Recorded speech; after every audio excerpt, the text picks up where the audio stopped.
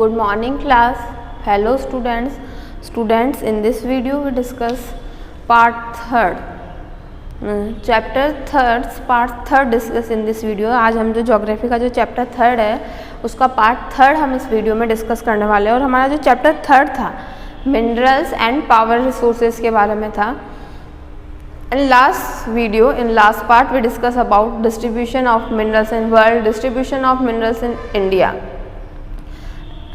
and uses of minerals discuss in part 2nd. And now students, in part 3rd we discuss conservation of minerals.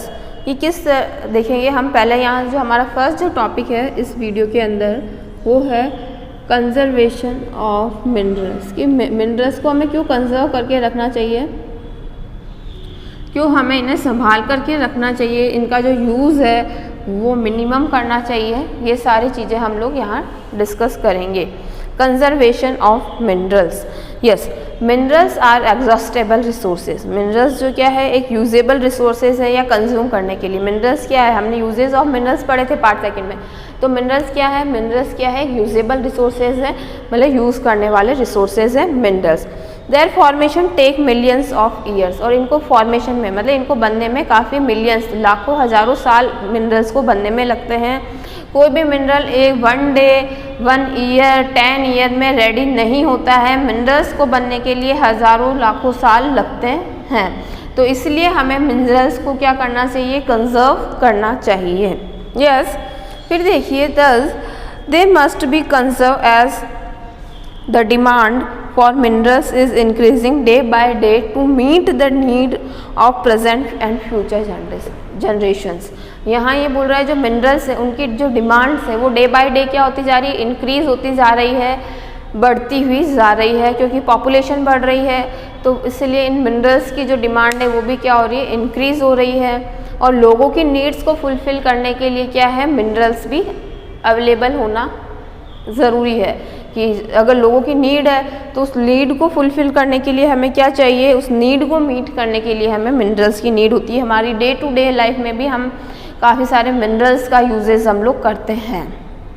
Yes, फिर देखेंगे minerals can be conserved by reducing consumption and by avoiding their wastage in production and distribution. अब हम यहाँ बोल रहे हैं minerals को conserve कैसे कर सकते हैं, उनको सेव कैसे कर सकते हैं। तो यस देखिए, एक तो उनका जो कंजप्शन है वो हमें रिड्यूस करना, मतलब उनका जो यूज़ है वो कम करना है। अगर बहुत ज़्यादा नेसेसरी या कंपलसरी है तो ही यूज़ करना है।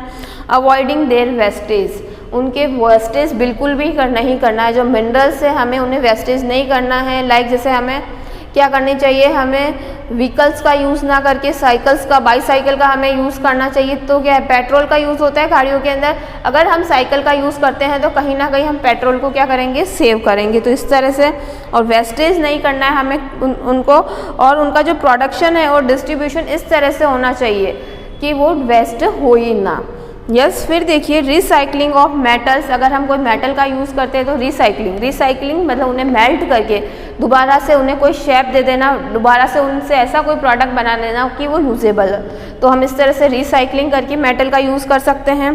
एंड इसके अलावा यूजेज ऑफ सब्सटीट्यूट, कि हम उसके अलावा उसका अगर कोई सब्सटीट्यूट हो सकता है तो वो हम यूज़ कर सकते हैं। सब्सटीट्यूट मतलब इसकी जगह हम इसका, लाइक जैसे कि एग्जाम्पल के लिए हम सब्सटीट्यूट के एग्जाम्पल के लिए समझ सकते हैं टी एंड कॉफ़ी। जैसे कि तो अगर टी अवेलेबल नहीं है तो हम क्या यूज़ कर सकते हैं, कॉफ़ी, वो उसका सब्सटीट्यूट है। टी का जो सब्सटीट्यूट है वो क्या है, कॉफ़ी है। तो इसी तरह से, या अगर हम पेन की, अगर बॉल पेन और जेल पेन 2 टाइप्स के पेन है, तो अगर हमारे पास जेल पेन अवेलेबल नहीं है तो हम कौन सा पेन यूज़ कर सकते हैं, बॉल पेन यूज़ कर सकते हैं। तो बॉल पेन जो हुआ उसका सब्सटीट्यूट हुआ, किसका सब्सटीट्यूट, जेल पेन का हुआ। तो इसी तरह हम ये जो मिनरल्स है या प्रोडक्ट्स के अंदर भी क्या यूज़ कर सकते हैं, उसके सब्सटीट्यूट का यूज़ कर रहे हैं। कि अगर हमारे पास वो अवेलेबल नहीं है तो हम कोई और यूज़ कर लें, उसका सब्सटीट्यूट यूज़ कर लें। इसके अलावा बेटर माइनिंग मेथड ऐसा हो माइनिंग का कि जो हम मिनरल्स जो निकाले जा रहे हैं माइन से वो वेस्ट ना हो। तो इस तरह से हम कह सकते हैं कि अगर माइनिंग का मेथड अच्छा होगा तो जो मिनरल्स है हमारे पास प्रॉपरली अवेलेबल हो पाएंगे। फिर है discovery of new mineral by using latest technology. और हमें जो हमारे पास से जो पुराने टाइम से जो मिनरल्स चले आ रहे हैं वो तो ठीक है, बट हमें न्यू टेक्नोलॉजी के थ्रू न्यू मिनरल्स डेवलप करने चाहिए। कि न्यू मिनरल्स को क्या करना चाहिए, डिस्कवर करना चाहिए, उनकी खोज करनी चाहिए कि और भी न्यू मिनरल्स ये हो सकते हैं, तो हम इनके अलावा इन मिनरल्स का यूज़ कर सकते हैं। फिर है लेटेस्ट टेक्नोलॉजी के through and some other method of conserve mineral. इसके अलावा भी और बहुत सारे जो मेथड्स है कि जिसके थ्रू हम क्या कर सकते हैं, कंजर्व कर सकते हैं मिनरल्स को। लाइक इलेक्ट्रिसिटी हमें सेव करनी है, क्योंकि इलेक्ट्रिसिटी जनरेट करने में भी कोल की नीड होती है, वाटर की नीड होती है। तो इसलिए अगर हम कोई रूम का यूज़ नहीं कर रहे हैं और वहाँ लाइट और फैन ऑन है तो हमें उन्हें ऑफ करना है, चाहे हम स्कूल के अंदर है, चाहे घर के अंदर है, या हम कहीं बाहर है, कि अगर वहाँ पर हमें लग रहा है कि ये चीज़ वेस्ट हो रही है तो हमें नहीं करनी है। लाइक वाटर वेस्टेज हमें कहीं नहीं करना है। इलेक्ट्रिसिटी का जो यूज़ है जब ज़रूरत है, आपको नीड है तभी करें, अदरवाइज लाइट और फैन ऑफ करना है।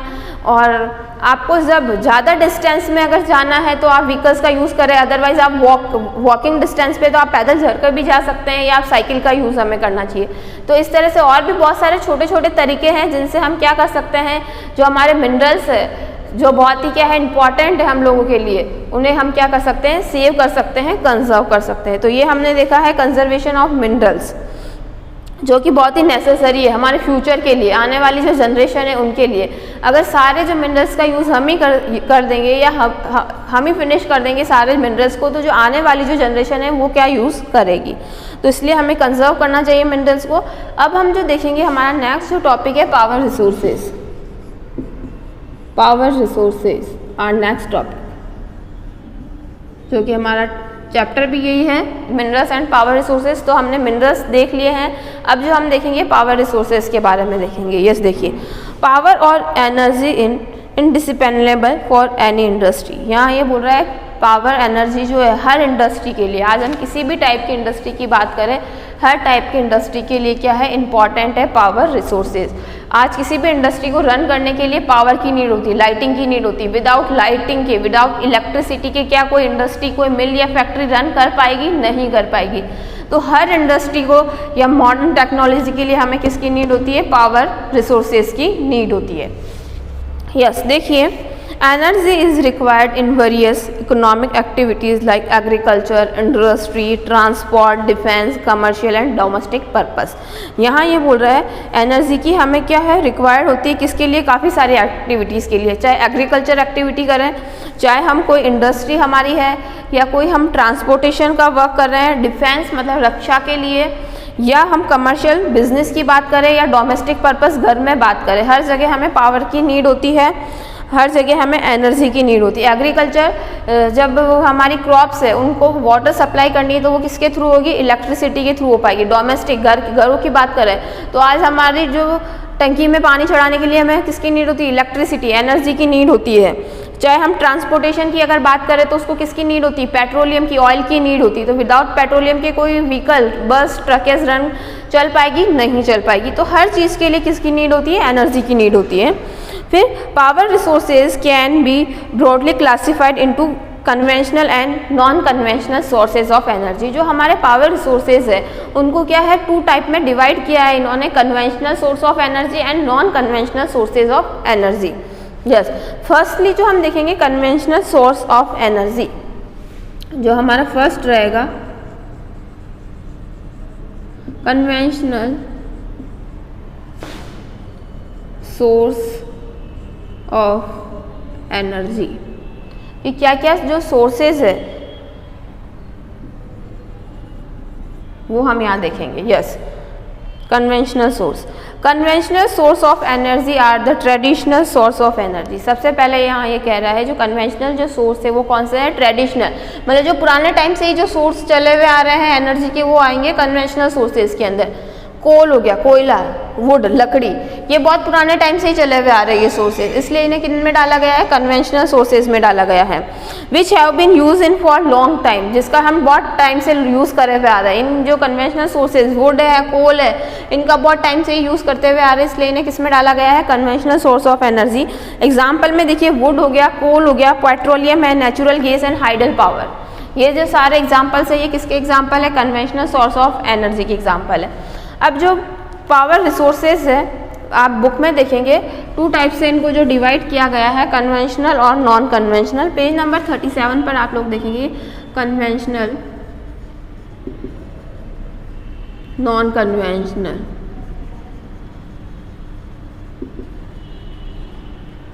कन्वेंशनल सोर्स कौन से हैं एनर्जी के और नॉन कन्वेंशनल। तो कन्वेंशनल के जो एग्जांपल है वो हो गए हैं कोल, पेट्रोलियम, वुड, हाइडल पावर। ये किसके एग्जाम्पल हो गए हैं? कन्वेंशनल सोर्सेज के एग्जाम्पल हो गए हैं। ये हम देखेंगे और कन्वेंशनल सोर्सेज को और डीप में अगर हम देखें तो यस देखिए, coal, petroleum and natural gas are called fossil fuels. जो कोल है, पेट्रोलियम है, नेचुरल गैस है, इन्हें फॉसिल फ्यूल्स, फॉसिल फ्यूल्स को हिंदी में बोलते हैं जीवाश्म ईंधन, इन्हें बोला जाता है। क्यों? Because they are form from remain of plant and animal get buried under the earth surface million of year एगो।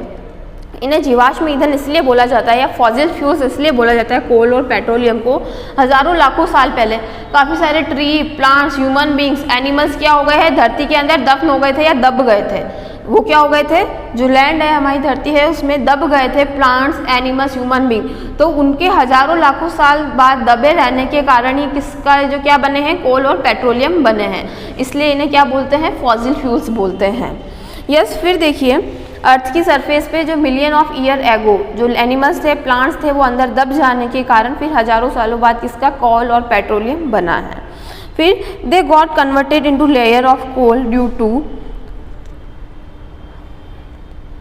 To extreme heat and pressure in earth's interior. और ये कैसे बने हैं? कोल कैसे बना है कि अर्थ के अंदर, इंटीरियर, अर्थ के अंदर बहुत हीट बहुत ज़्यादा है। अर्थ है, उसके अंदर जो है, अंदर वाली अगर हम लेयर की बात करें तो यहाँ हीट बहुत ज़्यादा है। तो जो प्लांट्स हैं, एनिमल्स है, वो दब गए थे, तो बहुत अंदर हीट और अंदर बहुत ज़्यादा प्रेशर होने के कारण अर्थ के अंदर जो लेयर्स हैं, जिन लेयर्स की हम बात करते हैं, उनकी बहुत ज़्यादा हीट होने के कारण और बहुत ज़्यादा प्रेशर होने के कारण क्या बना? कोल बना था। अंदर अर्थ के अंदर क्या बना है? कोल बना है। फिर देखिए, they also depleting rapidly as their rate of consumption is increasing to meet the need of growing population and we are only left with Mars reserves। यहाँ ये बोल रहा है अब इनका इतना ज़्यादा यूज़ हो रहा है। जो कोल का यूज़ है, चाहे आज हम ट्रेन्स की बात करें, कोई इंडस्ट्री की बात करें या हमें कोई लाइट इलेक्ट्रिसिटी प्रोडक्शन की बात करें, हर जगह किसका यूज़ हो रहा है? कोल का यूज़ हो रहा है। तो कोल का जो यूज़ हो रहा है, इतना ज़्यादा यूज़ हो रहा है और पॉपुलेशन है बहुत ज़्यादा बढ़ रही है। जो हमारी पॉपुलेशन है इतनी ज़्यादा बढ़ चुकी है, तो इस वजह से, इस रीज़न से जो हमारे रिसोर्सेज है, जो हमारे नेचुरल रिसोर्सेज है, वो क्या होते जा रहे हैं? कम होते जा रहे हैं। या ये कोल एक तरह का मिनरल है जो क्या होते जा रहा है? कम होता जा रहा है। एक कन्वेंशनल सोर्स है एनर्जी का, वो कम होता जा रहा है क्योंकि पॉपुलेशन बहुत ज़्यादा है। पॉपुलेशन ज़्यादा होने के कारण इसका जो यूज़ है बहुत ज़्यादा हो रहा है। यूज़ ज़्यादा होने के कारण जो इसके डिपॉजिट्स है, कोल के जो डिपॉजिट्स है, वो क्या होते जा रहे हैं? कम होते जा रहे हैं। और बहुत ही कम रिजर्व अभी बचा है। इसीलिए बोला है हमने, जब कंजर्वेशन ऑफ रिसोर्सेज में देखा था कि हमें जो और कोई उसका सब्स्टिट्यूट ढूंढना चाहिए या कोई और टेक्निक या कोई और ऑप्शन हमें ढूंढना चाहिए, ताकि जो हमारे पास जो रिजर्व्स है, कोल का जो डिपॉजिट से कम बचा है, हम उसे सेव कर सकें। इसके लिए हमें और कोई मेथड ढूंढना चाहिए कि हम कोल की जगह पे और किसे यूज़ कर सकें। फिर देखिए, these merge reserves can also exhaust quickly if they are not use judiciously. तो इनके जो रिजर्व बचे हैं बहुत ही कम बचे। तो यहाँ ये बोल रहा है अगर हमने इन्हें बहुत ही फास्ट एग्जॉस्ट कर लिया, इनका यूज़ कर लिया, क्विकली हमने इन्हें कंज्यूम किया, तो ये कहीं ना कहीं जूडियसली, मतलब न्यायपूर्वक नहीं होगा। कि जो अगर हम सारा हम लोगों ने इस रिजर्व को फिनिश कर दिया तो आने वाली जनरेशन के लिए कुछ नहीं बचेगा, और उनके लिए कुछ नहीं बचेगा तो ये कहीं ना कहीं उन लोगों के साथ क्या होगा? इनजस्टिस होगा कि हमने उन लोगों के यूज़ के लिए नेचुरल रिसोर्सेज छोड़े ही नहीं हैं, तो उनकी जो लाइफ है वो काफ़ी टफ हो जाएगी। तो इसलिए हमें जो नेचुरल रिसोर्सेज है उन्हें क्या करना चाहिए? कंजर्व करना चाहिए। ये सब हम देखेंगे। कन्वेंशनल सोर्स में जो है कोल के बारे में हम लोग डिस्कस करेंगे कि कोल क्या होता है, कैसे इसका प्रोडक्शन होता है। कोल, यस देखिए, coal is the most abundant available fossil fuels. यहाँ ये बोल रहा है जो कोल है जो सबसे ज़्यादा अधिक मात्रा में अवेलेबल है।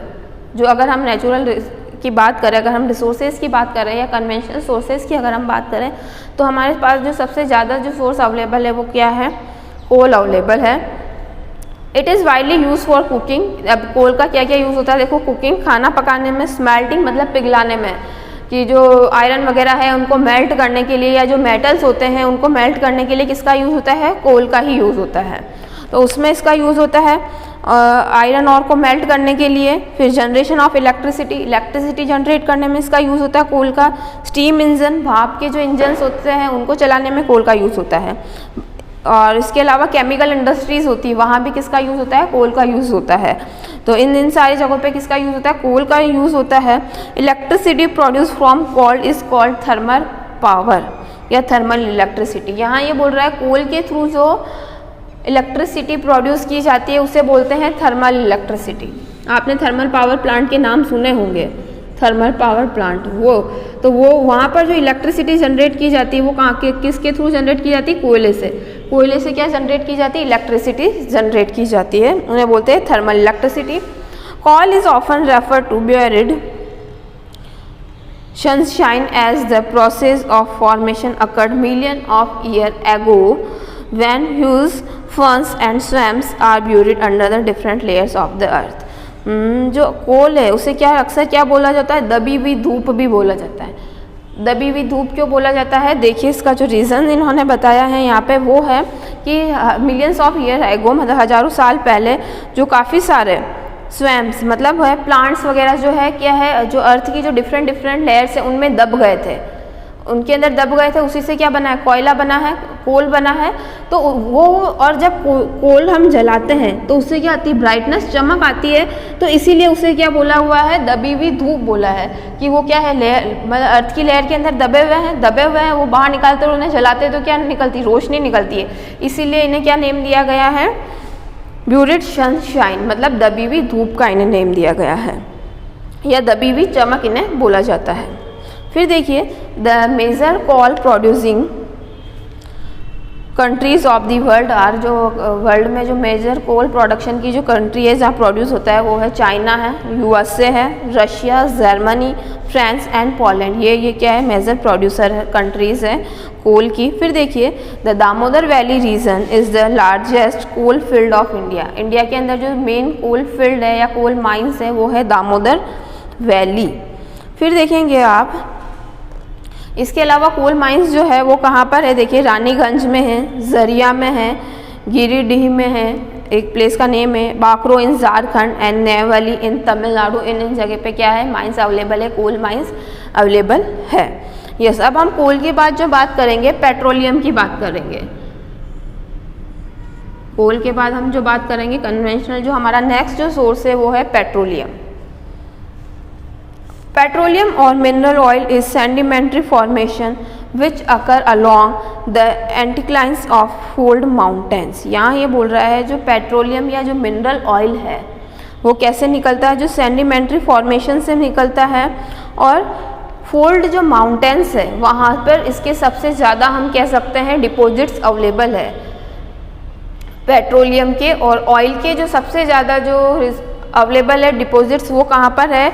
एंटीक्लाइंस जो फोल्ड माउंटेन्स है वहाँ पर अवेलेबल है। इनका जो शेप होता है वो इस तरह से डोम शेप, इस तरह के गोल शेप इन माउंटेन्स का होता है। इन्हें फोल्ड माउंटेन बोलते हैं। उनकी बहुत लेयर्स होती है इन माउंटेन्स की। यस, तो वहाँ पर सबसे ज़्यादा अवेलेबल है। और it is often refer to black gold and it is very valuable. इसे जो पेट्रोलियम है, पेट्रोलियम को ब्लैक गोल्ड भी बोला जाता है क्योंकि ये बहुत ही वैल्यूएबल है, बहुत ही कीमती है। आप भी देखते हैं, आज आप अपने देख रहे हैं कि जो पेट्रोल की जो रेट्स है डे बाय डे क्या होती जा रही है? डे टू डे इंक्रीज़ होती जा रही है। हर दिन पेट्रोल की रेट क्या हो रही है? इंक्रीज़ हो रही है। तो इस वजह से इसे ब्लैक गोल्ड भी बोला जाता है कि ये बहुत ही कीमती होने के कारण।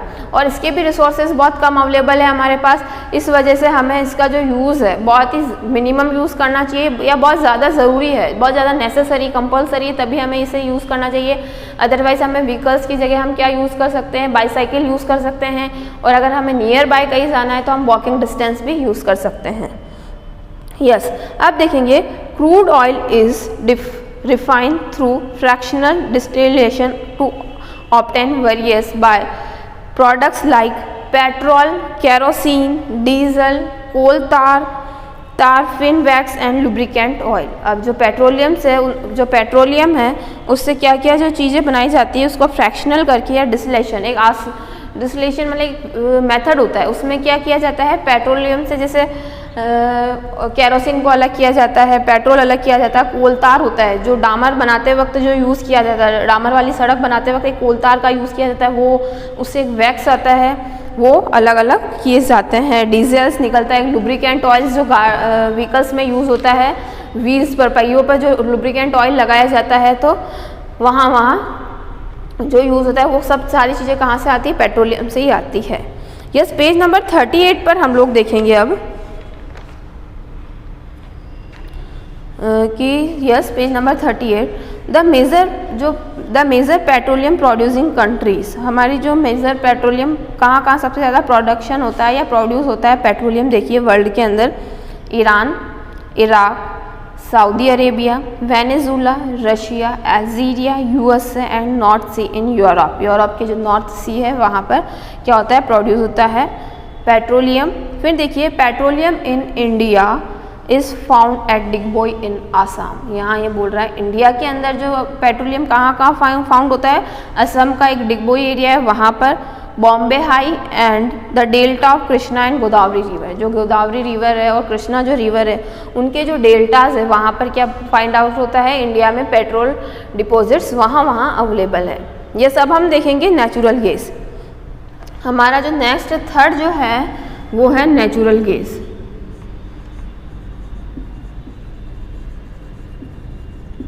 जो हमारा थर्ड हम कह सकते हैं कन्वेंशनल सोर्स है एनर्जी का, जो कन्वेंशनल सोर्स है नेचुरल गैस। नेचुरल गैस को जो हिंदी में बोला जाता है प्राकृतिक गैस। नेचुरल गैस को यस हिंदी में क्या बोला जाता है, प्राकृतिक गैस भी बोला जाता है। यस देखेंगे natural gas is found along with deposits of petroleum oil fields.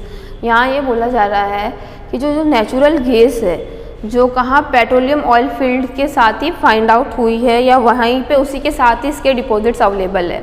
Natural gas के जो डिपॉजिट्स जो मिले हैं वो कहाँ मिले हैं, पेट्रोलियम के आसपास ही मिले हैं। It is used as a domestic fuel. जो डोमेस्टिक जो फ्यूल है हमारी एलपीजी लिक्विड पेट्रोलियम गैस, जो हम घर के अंदर सिलेंडर जो यूज़ करते हैं गैस सिलेंडर के अंदर जो भरी हुई गैस होती है उसे बोलते हैं एलपीजी। एलपीजी मतलब लिक्विड पेट्रोलियम गैस जिसे बोला जाता है। गैस सिलेंडर के अंदर वो फिल होती है, वो क्या होती है, नेचुरल गैस ही होती है। यस, इसके अलावा एंड फ्यूल इन ऑटोमोबाइल्स के अंदर एक यूज़ किया जाता है सीएनजी, कंप्रेस्ड नेचुरल गैस। नाम सुना होगा, आजकल काफ़ी सारी जो व्हीकल्स है वो इसी से चलने लगी है, सीएनजी से। जो दिल्ली के अंदर तो मोस्टली गाड़ियाँ इसी से चलती है और इसके जिस तरह से पेट्रोल पंप्स होते हैं उसी तरह से जो सीएनजी फिल करने के लिए, गाड़ी में सीएनजी फिल करवाने के लिए भी उसी तरह से क्या होते हैं, पंप्स होते हैं। जिस तरह से पेट्रोल पंप होते हैं उसी तरह से सीएनजी के भी पंप लगे हुए होते हैं।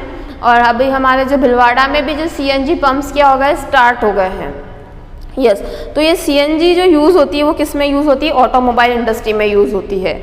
Yes, it is also used as an energy resources in industries. इसका जो यूज़ है कैसे यूज़ किया जाता है, एनर्जी रिसोर्स में इसका यूज़ किया जाता है and as a raw material in fertilizers plant. और जो फर्टिलाइजर प्लांट्स हैं उनमें भी इसका यूज़ किया जाता है, मतलब प्लांट्स को जो फर्टिलाइजर्स यूज़ किए जाते हैं उसमें भी इसका यूज़ होता है नेचुरल गैस का। अब इसके हम यहाँ देखेंगे कि कहाँ कहाँ पर इसका भंडार डिपॉजिट्स अवेलेबल है।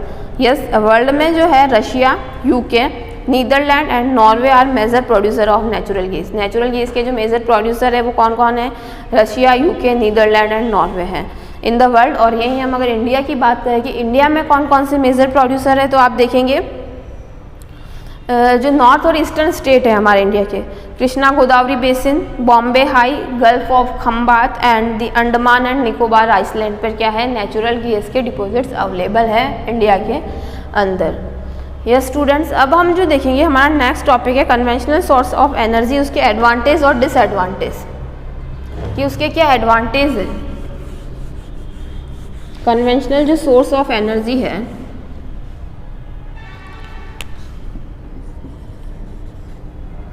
कन्वेंशनल सोर्स ऑफ एनर्जी,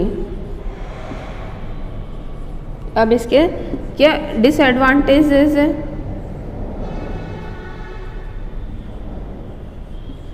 और क्या इसके एडवांटेजेस हैं वो हम यहाँ देखेंगे। यस सबसे फर्स्ट जो है हम देखेंगे फायरवुड। हमारा जो कन्वेंशनल सोर्स के अंदर आता है फायरवुड, इसके क्या एडवांटेजेस और डिसएडवांटेजेस है ये हम देखेंगे। यस इसका जो फर्स्ट है एडवांटेजेस के अंदर हम देखेंगे, फर्स्ट जो फायरवुड है उसका एडवांटेज है इजीली अवेलेबल। लकड़ी है वो क्या होती है, जलाने वाली जो लकड़ी है क्या होती है, इजीली अवेलेबल होती है।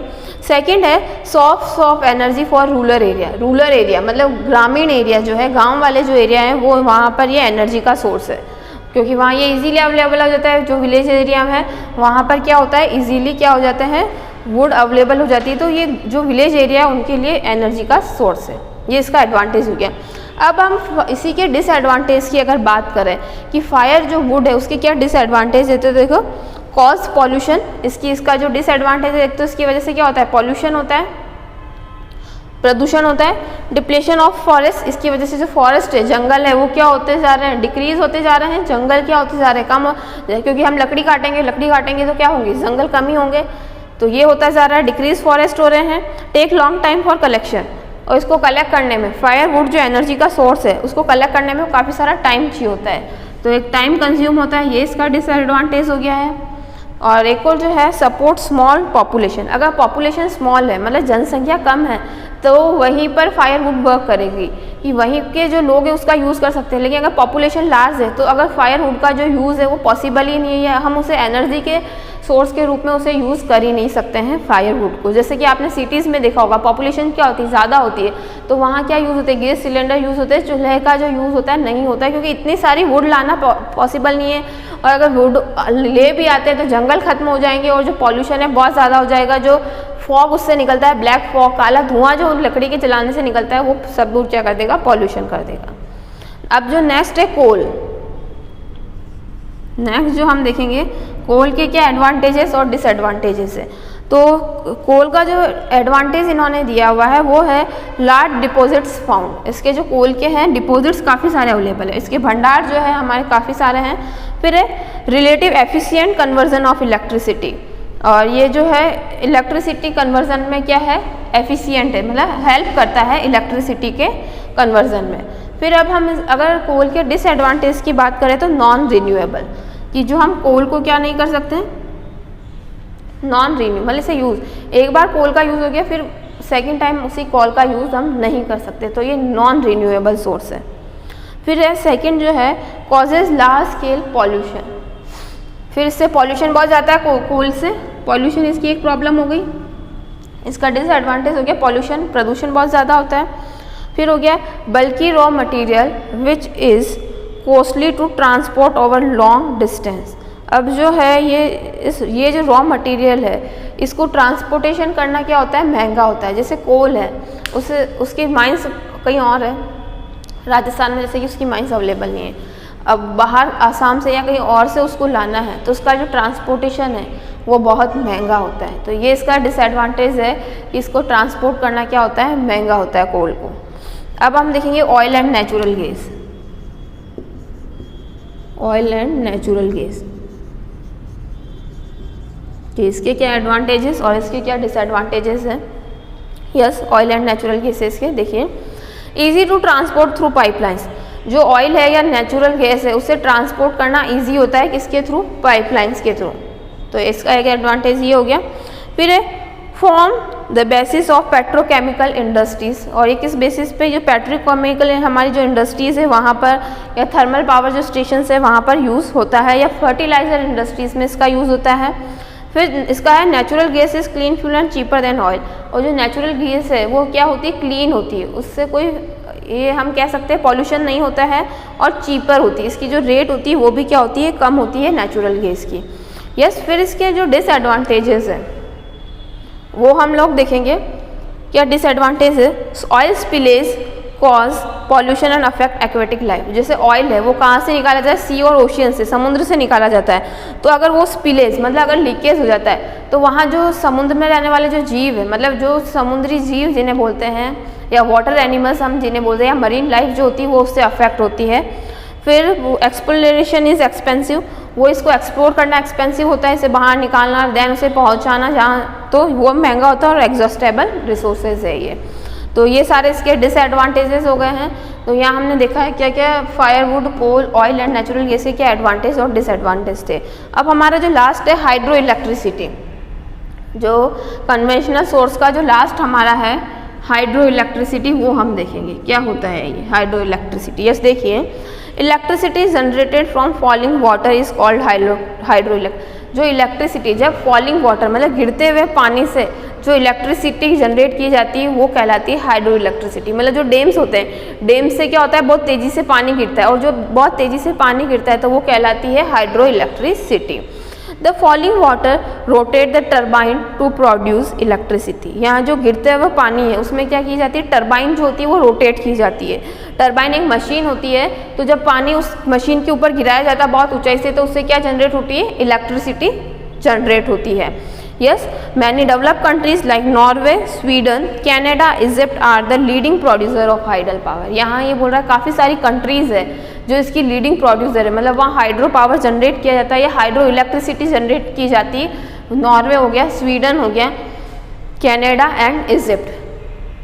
फिर आप देखेंगे कि इन इंडिया के अंदर जो कहाँ पर हाइड्रो इलेक्ट्रिसिटी जनरेट की जाती है। देखिए इंडिया में भाखड़ा नांगल डैम जो है, हीराकुंड डैम, नागार्जुन सागर, दामोदर वैली, इन जो डैम्स हैं यहाँ से क्या हाइड्रो इलेक्ट्रिसिटी जनरेट की जाती है। Corporation are some of the important hydel power project. ये सभी जो दामोदर वैली हो गया, हीराकुंड है, भाखड़ा नांगल डैम है, नागार्जुन है, ये सारे जो क्या है हाइड्रो पावर इलेक्ट्रिसिटी के इंपॉर्टेंट प्रोजेक्ट्स हैं इंडियन गवर्नमेंट के।